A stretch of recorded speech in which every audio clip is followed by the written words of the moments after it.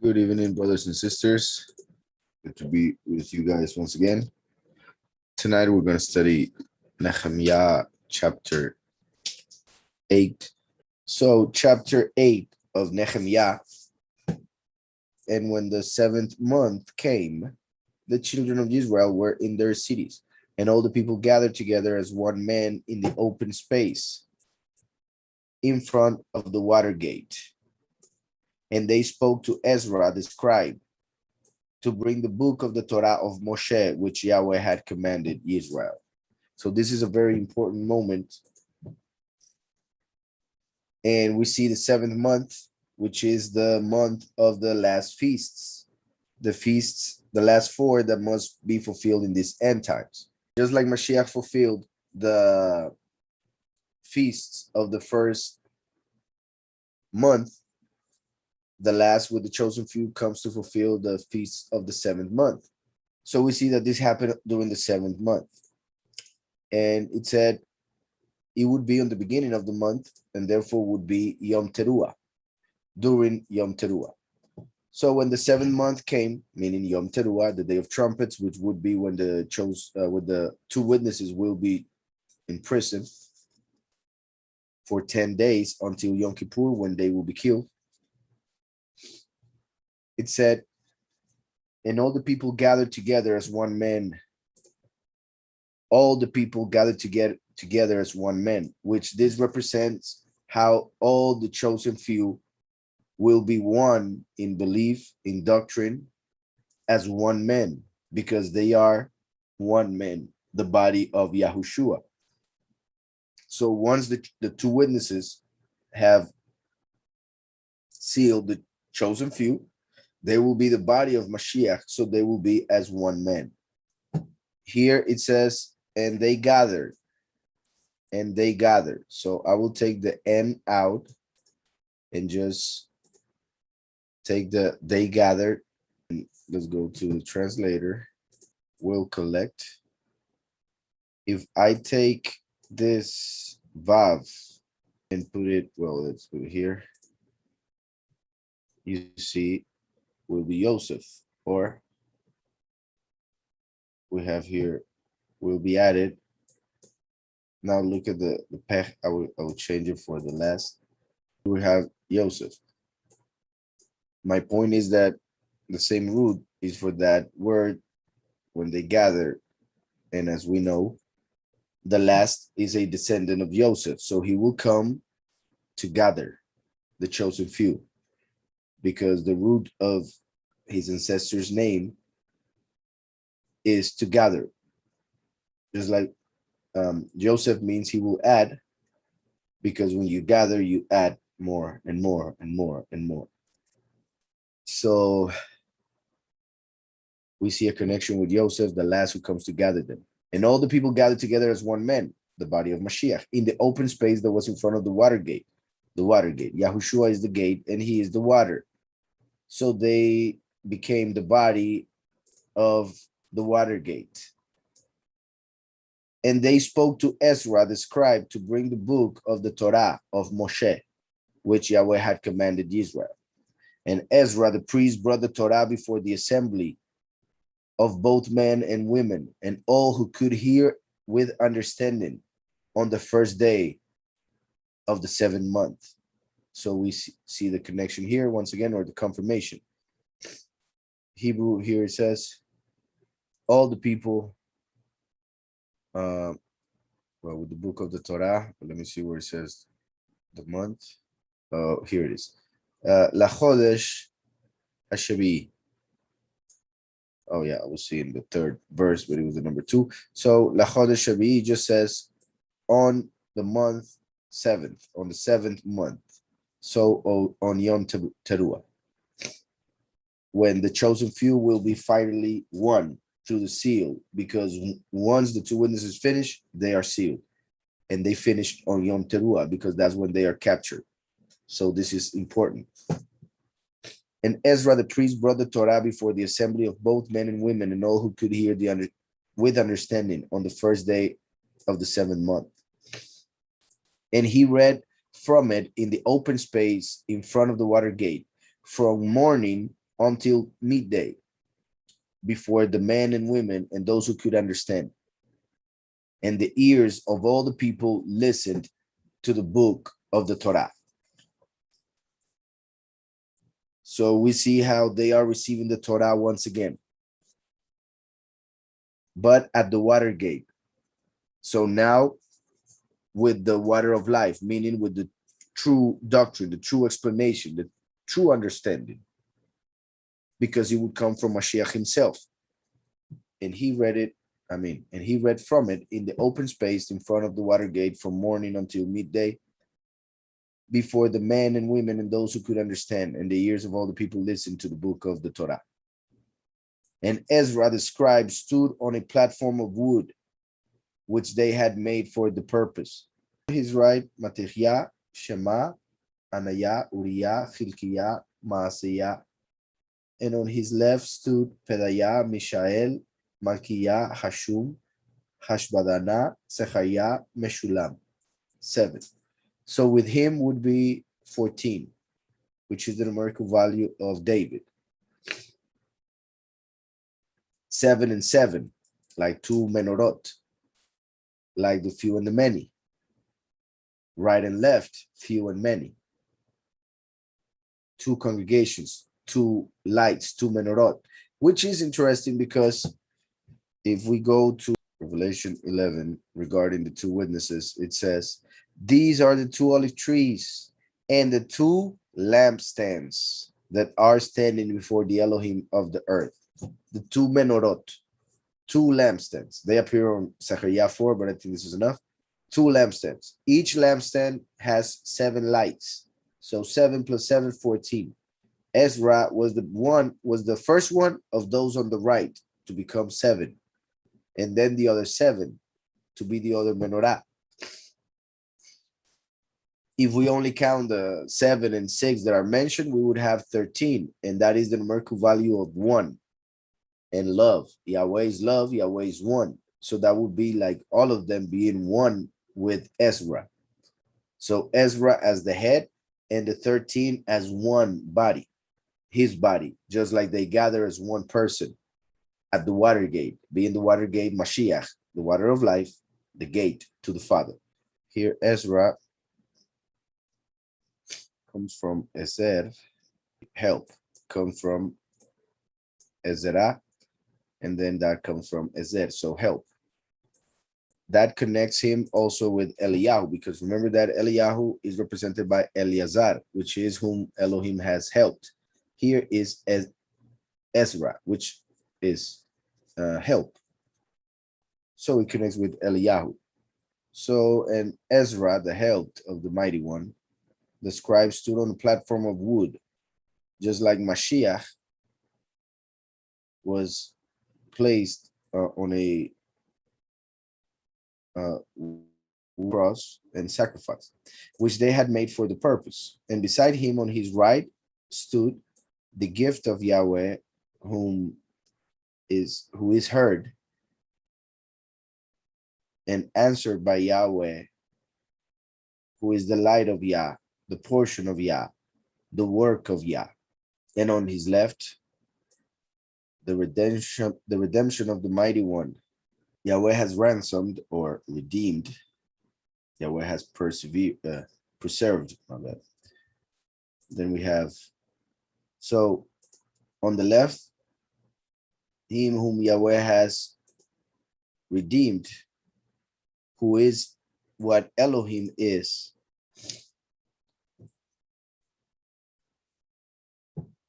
Whose king is Yahweh, or who appears as Yahweh as king, who is rich and a considerate judge, whom Yahweh remembers, and his friend. This is interesting because, as we know, Yahushua is sitting at the right hand of the Father. The last is held by his right hand. So he will be on the left hand of the Father because he's held by the right hand. So he's on the left. Yahushua is on the right. So we see here on the right, the help and the gift of Yah, who is heard, whom Yahweh answers. That's why we pray to Yahweh in the name of Yahushua, to be heard and for him to answer our prayers. For he is the light of Yahweh and the portion of Yahweh. We receive the redemption and everything that he promised through Mashiach, who is the light. So he is the light of Yahweh and the portion of Yahweh, who make the works of Yahweh, because Yahweh make the creation through him, the word of Yahweh. So that is the right hand. Then on the left hand, we have he whom Yahweh has redeemed as the prodigal son. Through Mashiach, he gives him redemption. To be like the mighty one, to represent the mighty one, who is what the mighty one is. For he is like Mikael, in this case, Mishael. He is Mikael, but here we have Mishael, which is he who is what Elohim is. So he whom Yahweh has redeemed to become what Elohim is, and the king from Yahweh, who is rich and a considerate judge, for he comes like a judge. Mashiach came as a lawyer, the last comes as a witness. When they become one, they become the judge. But he comes to bring justice, so that's why it connects with him. So he whom Yahweh has redeemed to become what Elohim is, the king who comes from Yahweh as his representative, who is rich and a considerate judge, whom Yahweh remembers, for he is his friend. So we see how those on the right represent Mashiach the first, and those on the left represent the last. Those on the right represent the few, those on the left represent the many congregations. Verse 5. And Ezra opened the book in the sight of all the people, for he was above all the people. And when he opened it, all the people stood up.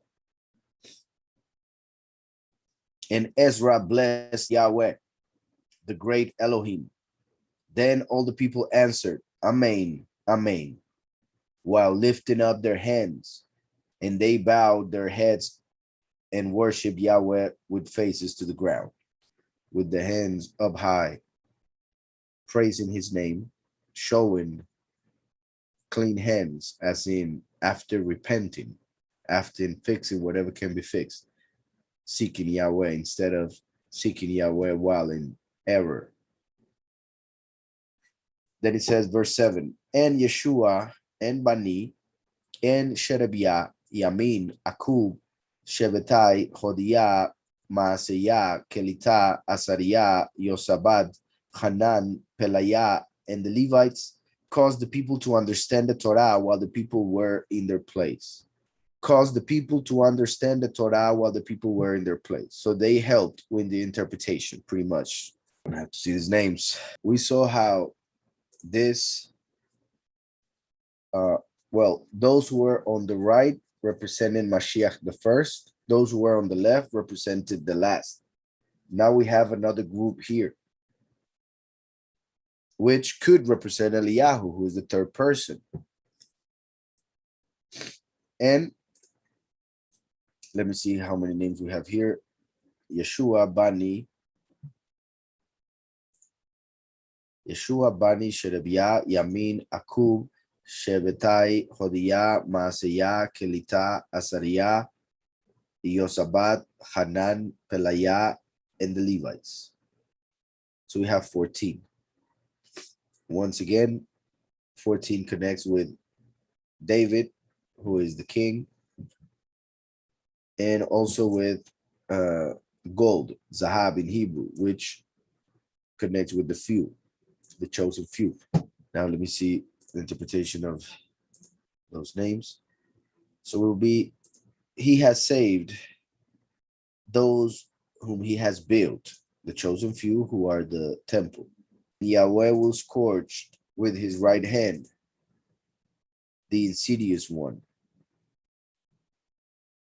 during the Shabbat, meaning the millennium. For the majesty of Yahweh, once the enemy is destroyed during the millennium, the majesty of Yahweh will be revealed, and the work of Yahweh will be understood. And those who were crippled, Yahweh has helped, and he has endowed for he is merciful and does wonders to those with whom he is joined. I hope that's clear. I said it all straight, so I'm not going to go back. So I'll continue. And they read in the book of the Torah of Elohim, translating to give the sense and cause them to understand the reading. Look how important the necessity to translate the scriptures. And it doesn't mean, well, it is possible because when they returned from Babylon, half of the people spoke Aramaic.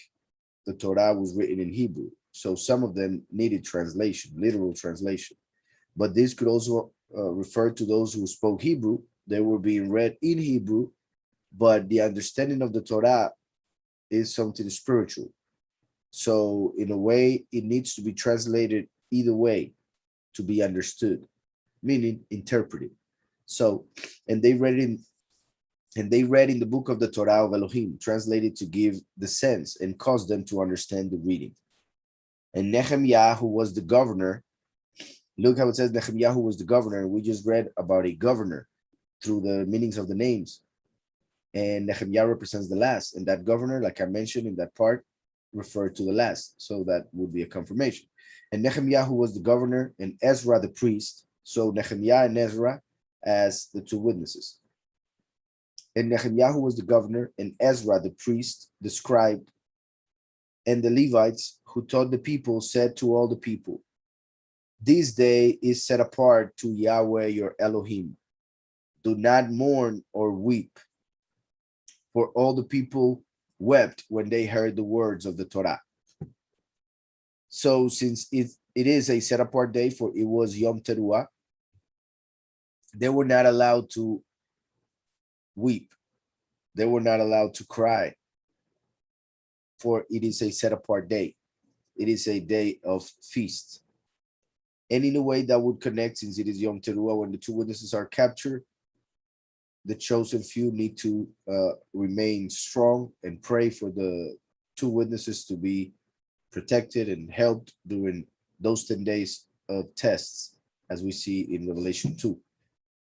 This day is set apart to Yahweh your Elohim. Do not mourn or weep, for all the people wept when they heard the words of the Torah. Then he said to them, "Go, eat the fat, drink the sweet, and send portions to those for whom none is prepared. For this day is set apart to our sovereign. Do not be sad, for the joy of Yahweh is your strength." So we need to keep that in mind.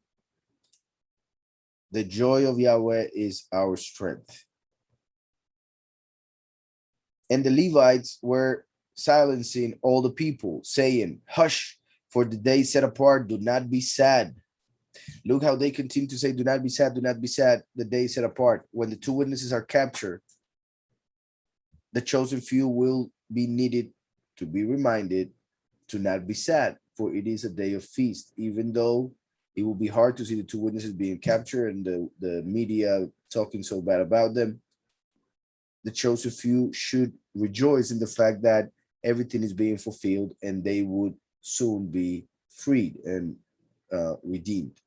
So, and the Levites were silencing all the people, saying, "Hush, for the day set apart, do not be sad." And all the people went to eat and to drink. Remember how it is written that the coming of the Son of Man will be like the days of Noah, and they were eating and drinking until he entered the ark, and then the water came and destroyed everybody. So when the two witnesses are in prison, they're pretty much about to enter the ark, which happens when they are killed. So, and all the people went to eat and to drink. Obviously, here it's talking about the obedient ones who were celebrating the feast. And all the people went to eat and to drink and to send portions and make a great rejoicing, because they understood the words that were made known to them. And on the second day, the heads of the fathers' houses of all the people with the priests and Levites were gathered to Ezra the scribe in order to study the words of the Torah. And they found written in the Torah, which Yahweh had commanded by Moshe, that the children of Israel should dwell in booths, in Sukkot, in the feast of the 7th month. So look how important. On the 2nd day of the 7th month, they were told, remember that you need to go on Sukkot. You need to go and build booths on the 15th of the 7th month. That is when the second Exodus will happen. So it's pretty much like saying, when the 2 witnesses go to jail, then people need to prepare. The chosen few need to prepare for the second Exodus. We still had Yom Kippur in the middle, but look how they go straight to Sukkot because of the importance of it when the 2 witnesses are captured. So when they found written in the Torah, which Yahweh had commanded by Moshe, that the children of Israel should dwell in booths in the festival of the 7th month. And they should announce and proclaim in all their cities and in Jerusalem, saying, go out to the mountain. Look at that. This is important because nowadays they celebrate the feast in their own homes. They just built a booth, a sukkah, in their backyard. But here we see that it says, go out to the mountain, because that represents the time when people need to go to the mountains to flee from the abomination of desolation, as read in Matthew 24, Mark 13, Luke 17. That will be the second Exodus. So in that day should announce and proclaim in all their cities and in Jerusalem, saying, go out to the mountain and bring olive branches, branches of oil trees, and myrtle branches, and palm branches, and branches of leafy trees to make booths, as it is written. So the people went out and brought them and made themselves booths, each one on the roof of his house. Look, well, we see what I was just mentioning, how they went to the mountains, brought the branches, and built it on their houses. Obviously, the point of this, the representation, is that the chosen few will have to go to the mountains and build them there. So the people went out and brought them and made themselves booths, each one on the roof of his house, and in their courtyards, and in the courtyards of the house of Elohim. So in the actual temple, in the courtyard of the temple, they actually built some sukkot, which also shows how when the chosen few flee to the mountains during Sukkot is in order to enter the house of Elohim, his temple, be part of it. And in the open space of the water gate, and in the open space of the gate of Ephraim. So since they were there working, now they had a feast. So they went to the mountains, brought the branches to where they were staying, and built all over the place the booths in order to celebrate Sukkot. So that's pretty much what they brought it all to celebrate it all together. Look how it mentions 2 gates: the water gate, which represents Yahushua the first, and then the gate of Ephraim, which represents the last, who comes from Ephraim. So Elohim as first and last. And the entire assembly of those who had come back from the captivity made booths and sat under the booths since the days of Yeshua, son of Nun. This is interesting because we know that the son of Nun, his name was Hoshea, but Yahweh added a letter to that name through Moshe, and that name Hoshea became Yahushua, for that was a representation of the Mashiach, first and last, even because his ancestor was the ancestor of the last, but his name was the name of the first. So Yahweh gave the name Yahushua to Yahushua ben Nun for him to represent first and last. Something similar happens with the Yeshua of Zechariah, which was mentioned earlier in this chapter. Yeshua, well, when we read the names, so my point is, during this book of Nehemiah, we see a Yeshua who was the Yahushua of Zechariah. So his name was Yeshua, but he was given a letter for his name to become Yahushua, for him to represent Mashiach. as he does in Zechariah. But then in this book, which is part of the writings, not of the prophets, nor the Torah, part of the writings, the name of that high priest of Zechariah is called Yeshua. And the name of that leader, Yahushua, known as Joshua, is called Yeshua also. So there are two things here. One, it is as if he were mentioning a Aramaic version for, like I mentioned, since Babylon, half of the people returned speaking Aramaic. Also, to make the connection with the Yeshua in the same book of NejemYah, who is the one from Zechariah, whose name is changed to Yahushua, to show how the Yahushua of Zechariah should be connected with the Yahushua, successor of Moshe, for they are both a representation of Yahushua HaMashiach, who would bring the salvation, which is pronounced Yeshua, the salvation of Yahweh. So that's why Yahushua. So we see that the name was Hoshea. Yahweh changes it to Yahushua. And here NehemYah writes it as Yeshua, just like he writes the name of Yahushua from Zechariah. And like I said, it could be part of the fact that Aramaic was confusing things. And we see how that name is changed. Just like in our time, the name of Yahushua, HaMashiach, would be changed because of the confusion of the languages, amongst other things. So verse 17 says Yeshua right here. So we see that they change it a lot because they take the hey and the vav. But it's interesting that they add the vav between shin and ayin. So it shows that it is pronounced Shua and not Yahusha, as they say, as some say. And just in case there are questions, look how it says here, Yeshua ben Nun. I would also like to see this in the Septuagint, but doesn't matter. Masoretic has Yeshua ben Nun. If we look for that same person, we see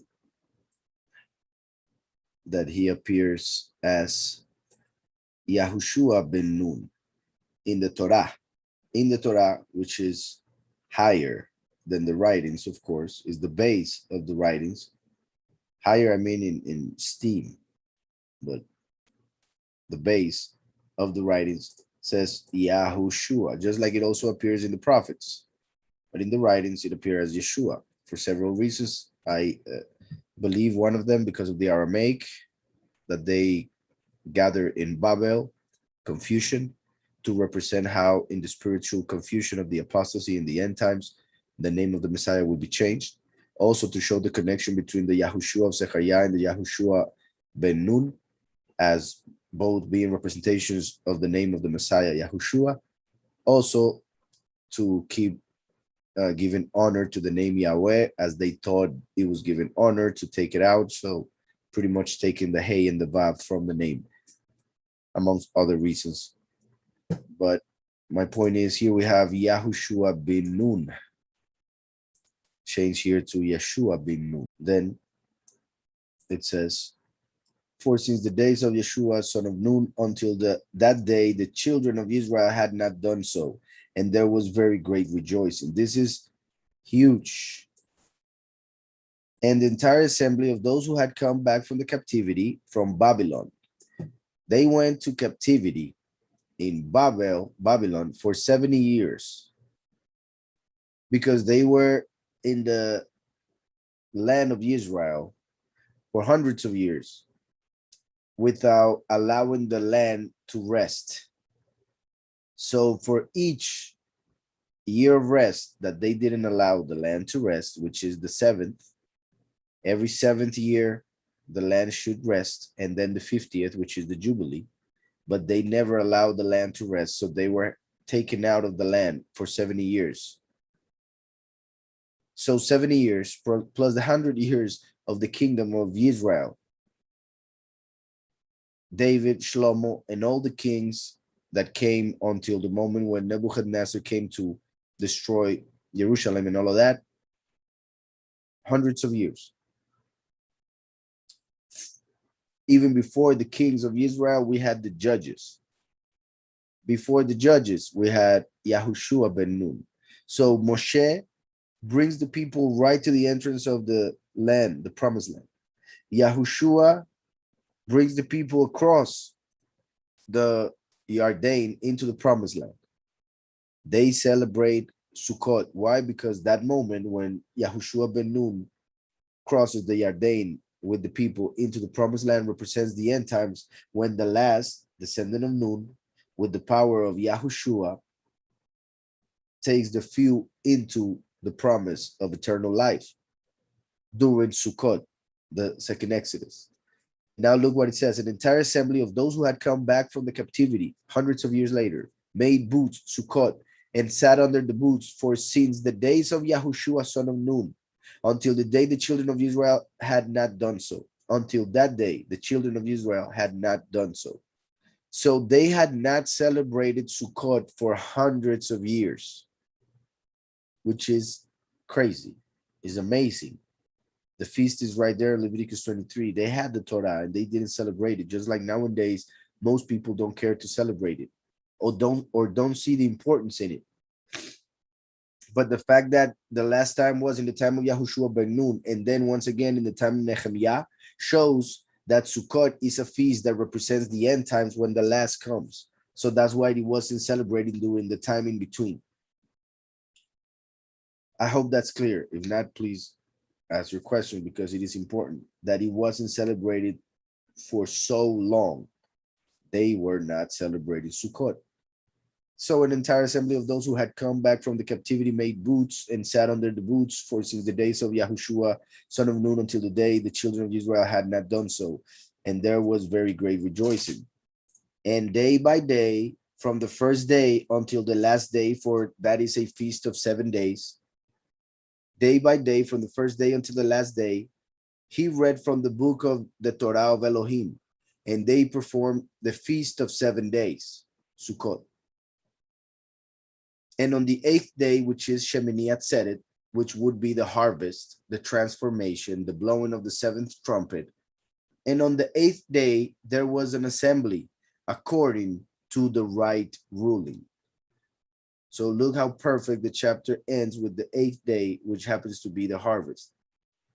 And it kind of fits chronologically with the previous chapters that we have been reading. I say kind of, because I don't remember each and every word that we spoke about in the previous studies of NejemYah.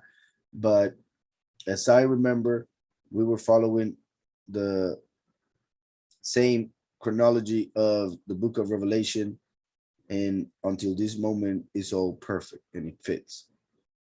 So here we see the representation of the actual harvest, the 7th trumpet. Hope that's clear.